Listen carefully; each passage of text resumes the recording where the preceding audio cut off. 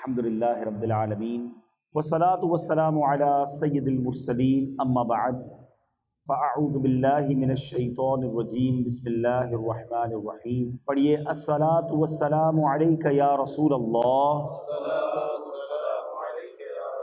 وعلی آلک واصحابک یا حبیب اللہ. الصلاۃ والسلام علیک یا نبی اللہ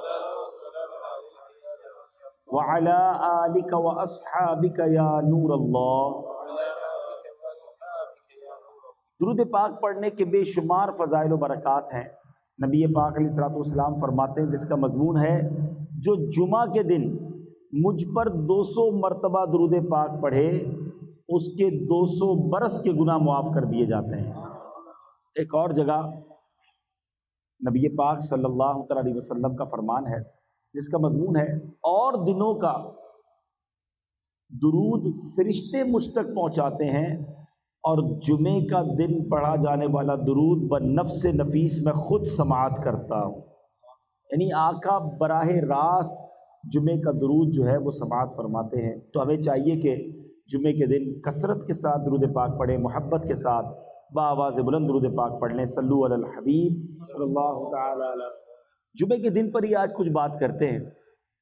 نارملی ہم جمعے کا دن ڈے آف فرائیڈے آرڈنری انداز میں گزار لیتے ہیں، تھوڑی سی کوشش کر کے جمعے کی نماز پڑھ لیتے ہیں، لیکن شاید یہ احساس نہیں ہوتا کہ یہ جمعہ ہمارے لیے کتنا بڑا رب کی طرف سے انعام ہے.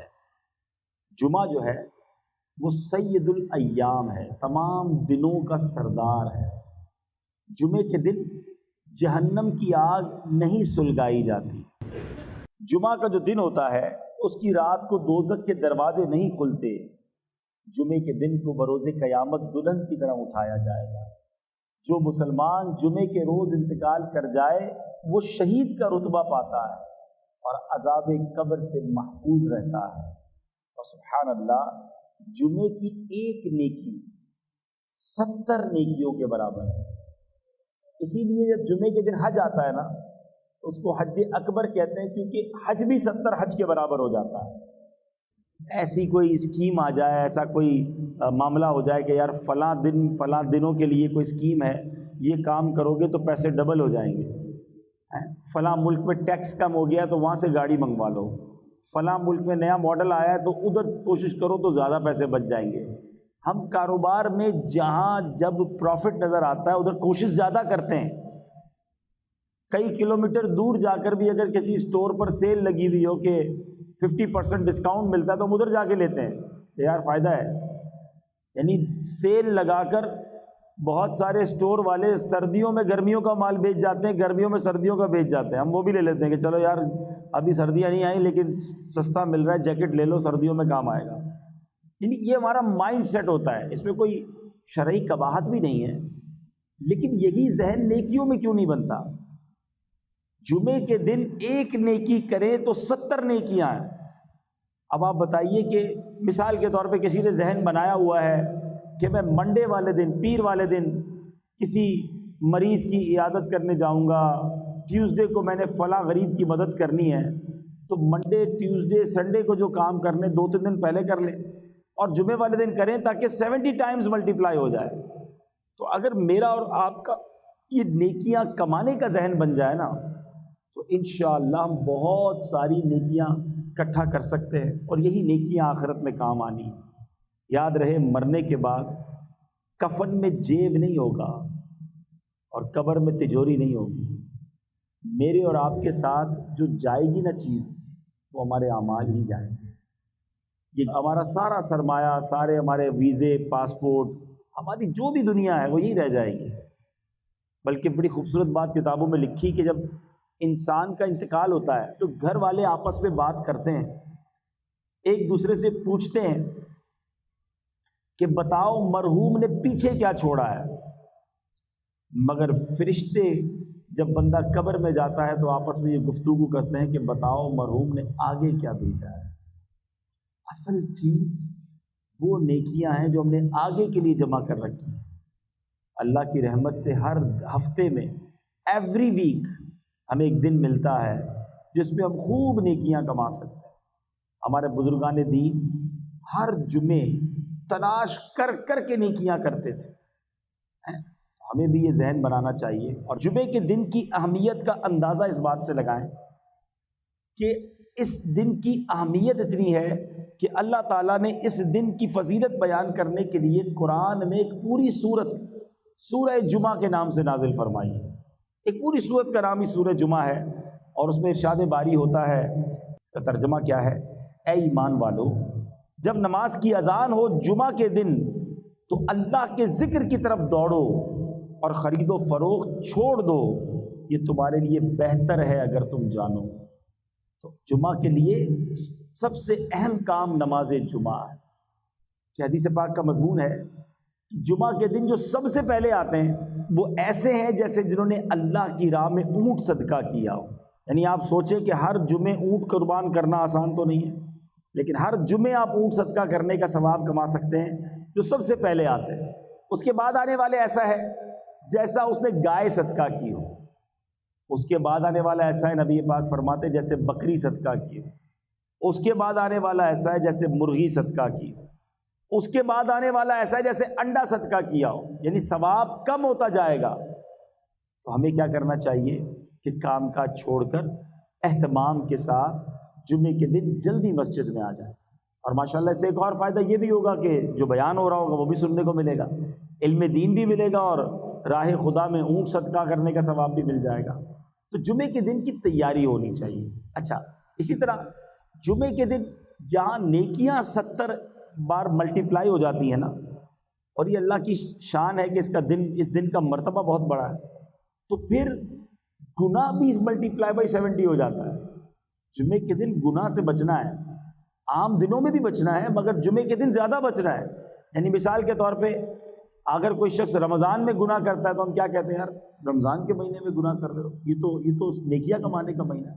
مکہ شریف میں جا کر ایک نیکی 1,00,000 نیکی کے برابر ہے، مگر ادھر گناہ بھی 1,00,000 کے برابر ہے. جس چیز کی تعظیم زیادہ ہوگی نا، اس گھڑی میں، اس مقام میں، اس مہینے میں گناہ بھی زیادہ ناپسندیدہ ہوگا، اس کی سزا بھی زیادہ ہوگی.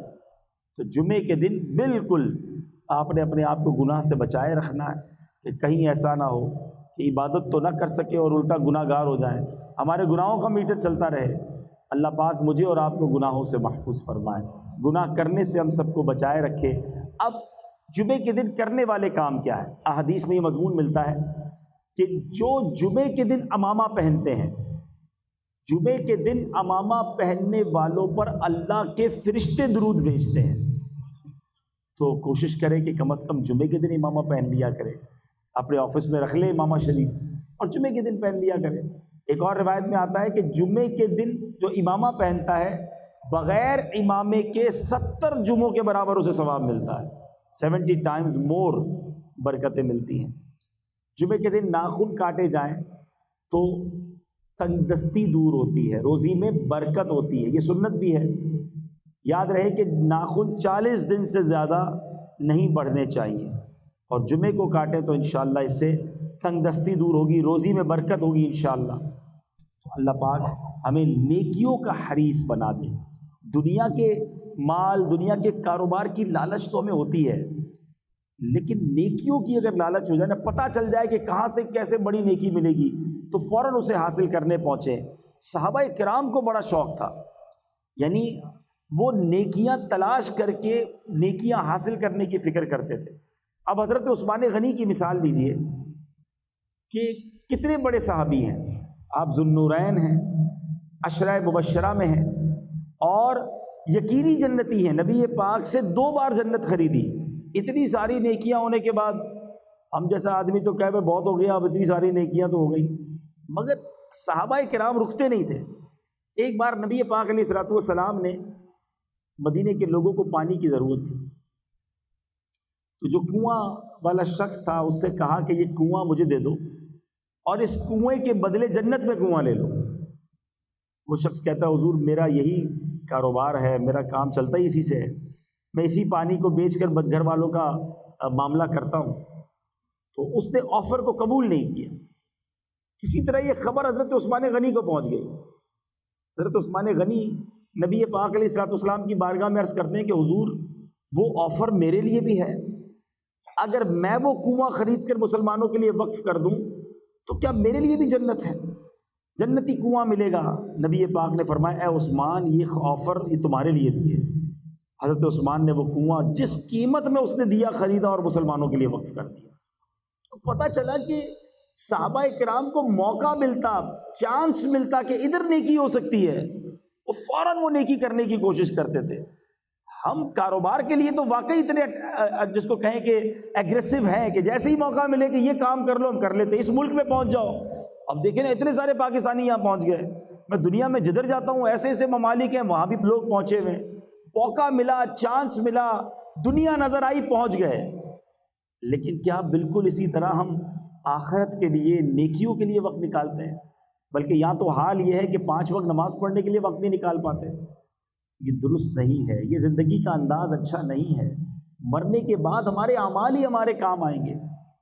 اور آج میں یہ چاہ رہا تھا کہ چونکہ جمعے پر ہی بات ہو رہی ہے تو آج جمعے کے خطبے پر بھی کچھ بات کی جائے۔ جمعہ کے خطبے میں ہم ایک اعلان بار بار سنتے ہیں، الا لا ایمان لمن لا محبت لا۔ کبھی میں آپ کو مشورہ بھی دوں گا کہ بچپن سے جمعے کا خطبہ ہم سن رہے ہیں، کئیوں کو تو یاد بھی ہو گیا ہوگا، مگر اس کا ترجمہ بھی تو کبھی پڑھ لیں کہ امام صاحب ہر جمعے خطبہ دیتے ہیں، اس میں کہتے کیا ہیں، فرماتے کیا ہیں، سناتے کیا ہیں۔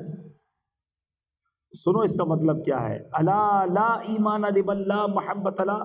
سن لو اس کا ایمان نہیں ہے جس کے دل میں نبی پاک کی محبت نہیں ہے۔ عشق رسول کے بغیر ایمان کمپلیٹ نہیں ہے۔ محمد کی محبت دین حق کی شرط اول ہے، اسی میں ہو اگر خامی تو سب کچھ نامکمل ہے۔ تو محبت رسول یہ ہمارے ایمان کی جان ہے۔ مگر اب سوال یہ ہے کہ محبت ہونی کتنی چاہیے؟ محبت تو بہت ساروں سے ہوتی ہے، ماں باپ سے بھی ہوتی ہے، بھائی بہنوں سے بھی ہوتی ہے، بچوں سے بھی ہوتی ہے، بچوں کی امی سے ہوتی ہے، دوستوں سے ہوتی ہے، کاروبار سے ہوتی ہے، تو پیارے آقا سے بھی ہوگی؟ نہیں جناب، کتنی ہونی چاہیے یہ بھی نبی پاک نے خود بیان کیا۔ بخاری شریف کی حدیث ہے، میرے آقا فرماتے ہیں لا یؤمن احدکم حتی اکون احب الیہ من والدہ وولدہ والناس اجمعین۔ میرے آقا فرماتے تم میں سے کوئی اس وقت تک کامل مومن نہیں ہو سکتا جب تک میں اس کے نزدیک اس کی اولاد، اس کے والد اور تمام لوگوں سے زیادہ محبوب نہ ہو جاؤں۔ ٹاپ آف دا لسٹ، سب سے زیادہ نبی پاک سے محبت کرنی ہے، اور یہ ایمان کا تقاضا ہے۔ تم میں سے کوئی اس وقت تک کامل مومن نہیں ہو سکتا۔ تو یہ میلاد کا مہینہ پیارے آقا سے کنیکشن مزید مضبوط کرنے کا مہینہ ہے۔ لیکن اب سوال یہ ہے کہ ہم ہو سکتا ہے سارے لوگ کہیں کہ بھائی ہمیں بھی نبی پاک سے سب سے زیادہ محبت ہے۔ اگر یہ بات آپ کہتے ہیں، یہ دعویٰ آپ کرتے ہیں، تو دلیل ہے کہ نہیں؟ کیونکہ صرف زبانی کہنے سے تو نہیں ہوگا نا۔ اگر واقعی کسی کو نبی پاک سے سب چیزوں سے زیادہ محبت ہے تو پھر پیارے آقا کی سنتوں پر عمل کہاں ہے؟ نبی پاک فرماتے ہیں جس نے میری سنت سے محبت کی اس نے مجھ سے محبت کی، اور جس نے مجھ سے محبت کی وہ میرے ساتھ جنت میں جائے گا۔ تو سنت کی اہمیت کتنی زیادہ ہے، اس کو میں آپ کو دنیاوی مثال کے ذریعے سمجھاؤں کہ اگر کوئی بیٹا آپ کو ملے، کوئی بچہ ملے، اور وہ آپ کو کہے میں اپنے والد صاحب سے بڑی محبت کرتا ہوں، میں اپنے والد صاحب کا دیوانہ ہوں، اپنے والد صاحب پر میری جان قربان۔ آپ کہیں یار کمال ہے، ماشاءاللہ اپنے ابو سے کتنی محبت کرتا ہے۔ تھوڑے دنوں بعد اس کے والد صاحب سے ملاقات ہو اور آپ والد صاحب سے کہیں کہ آپ کا بیٹا آپ سے بڑی محبت کرتا ہے، آپ کی بڑی رسپیکٹ کرتا ہے، تو والد صاحب کہے ایک نمبر کا جھوٹا ہے، میری تو ایک بھی بات نہیں مانتا۔ تو آپ کیا کہیں گے؟ یار کمال ہے، میرے سامنے تو اتنی باتیں کر رہا تھا کہ ابو میرا سب کچھ، میرے والد ہیں اور میری جان میرے والد پر قربان، والد کہہ رہا ہے میری ایک بات نہیں مانتا۔ تو آپ کیا کہیں گے کہ جھوٹا دعویٰ تھا۔ اب اپنے بارے میں ہم سارے چیک کریں، ایک طرف تو ہمارا دعویٰ یہ ہے کہ نبی پاک پر ہماری جانیں قربان، ہم پیارے آقا کے بڑے عاشق ہیں، تو یہ عشق رسول نظر کیوں نہیں آتا؟ نہ چہرے پہ نظر آتا ہے، نہ لباس میں نظر آتا ہے، نہ باتوں میں نظر آتا ہے، نہ کاروبار میں نظر آتا ہے۔ کیا نبی پاک کا عاشق جھوٹ بول سکتا ہے؟ کیا نبی پاک کا امتی کسی کو دھوکہ دے سکتا ہے؟ نبی پاک فرمائے من غش فلیس منا، دھوکہ دینے والا ہم میں سے نہیں۔ پھر کیسا عشق رسول ہے کہ مسلمان بھی کہلاتا ہے دھوکہ بھی دیتا ہے، مسلمان بھی کہلاتا ہے گندی بری باتیں بھی کرتا ہے، مسلمان بھی کہلاتا ہے حرام بھی کماتا ہے، اپنے آپ کو نبی پاک کا عاشق بھی کہتا ہے اور بے حیائی کے کام بھی کرتا ہے، شرابی دوست بنائے ہوئے ہیں، معاذ اللہ خود بھی شراب کے اڈوں پہ جاتا ہے۔ تو خود سوچئے آپ کہ یہ عشق رسول نہیں ہے۔ عشق رسول یہ ہے کہ مجھے بتانا نہ پڑے میں مسلمان ہوں، میں نبی پاک کا امتی ہوں، مجھے دیکھ کر پتہ چل جائے کہ یہ کس کا غلام جا رہا ہے۔ شاعر لکھتے ہیں نا، فنا اتنا تو ہو جاؤں میں تیری ذات عالی میں، آقا جو مجھ کو دیکھ لے اس کو تیرا دیدار ہو جائے۔ ہمیں دیکھ کر پتہ چل جائے یہ کس کا امتی ہے، یہ کس کا غلام ہے۔ یقین کریں میٹھے اسلامی بھائیوں، اگر ہم نبی پاک کی عشق والی زندگی گزاریں اور صحیح اسلام کی تعلیمات والی زندگی گزاریں تو دنیا بھی اچھی ہو جانی ہے، آخرت بھی اچھی ہو جانی ہے۔ آج مسلمان کہلانے والے کو قرآن پڑھنا نہیں آتا، نبی پاک کا امتی تو کہلاتا ہے، مگر آقا کے قلب اطہر پر جو قرآن نازل ہوا، اور یاد رہے پیارے آقا پر کہ بہت سارے معجزات ہیں، مگر جس معجزے کو اعظم المعجزات کہا گیا، بگسٹ میریکل کہا گیا، وہ قرآن مجید فرقان حمید ہے۔ مگر قرآن پڑھنا بہت بڑی تعداد میں مسلمانوں کو نہیں آتا، کھولتے بھی نہیں ہے قرآن۔ میں آپ سے اگر سوال کروں کہ آپ نے یہ بتائیے کہ فیس بک کب آن کیا تھا، آپ کہیں گے بھی مسجد میں آنے سے پہلے آن کیا تھا۔ اچھا واٹس ایپ، وہ تو ہو سکتا ہے مسجد میں بھی چیک کیا ہوگا۔ تو کئی سافٹ ویئر ہم روزانہ کئی بار آن لائن کرتے ہیں، اور میں یہ پوچھوں کہ بتائیں قرآن کب کھولا تھا؟ جواب آئے گا پچھلے رمضانوں میں۔ اب کب آن لائن کریں گے؟ اگلے رمضانوں میں۔ ہم قرآن سے کتنا دور ہو گئے۔ اور ایک سچ بات بتاؤں، جب قبر میں جائیں گے نا، یہ سارے سافٹ ویئر آف لائن ہو جائیں گے، قرآن قبر میں بھی آن لائن ہو جائے گا۔ تو اس چیز کو تھامو نا جو قبر میں بھی کام آنی ہے، مگر قرآن سے ہم دور ہیں۔ کئی لوگ ملتے ہیں مجھے، کہتے ہیں سکون نہیں ملتا، دلی سکون چاہیے، کوئی وظیفہ بتائیں۔ کسی اور سے وظیفہ کیوں لیں، قرآن سے ہی معلوم کر لیتے ہیں۔ اے رب کے کلام ہمیں بتا کہ ہمیں دل کا سکون کہاں سے ملے گا۔ اللہ کریم قرآن میں فرماتا ہے، الا بذکر اللہ تطمئن القلوب، بے شک اللہ کے ذکر میں دلوں کا چین ہے۔ شراب پینے میں چین نہیں ہے، بے حیائی اور بدکاریوں میں سکون نہیں ملے گا، فلموں ڈراموں گانوں باجوں میں سکون نہیں ملے گا۔ اگر واقعی قلبی سکون چاہیے تو وہ اللہ کے ذکر میں ملے گا، اللہ کی یاد میں ملے گا۔ اللہ پاک ہم سب کو ساری زندگی پیارے آقا کی محبت میں گزارنا نصیب فرمائے، ان کی سنتوں پر عمل کر کے گزارنا نصیب فرمائے، ساری نمازیں پابندی سے پڑھنا نصیب فرمائے، آمین بجاہ النبی الامین صلی اللہ تعالی علیہ وسلم۔ میرے اعمال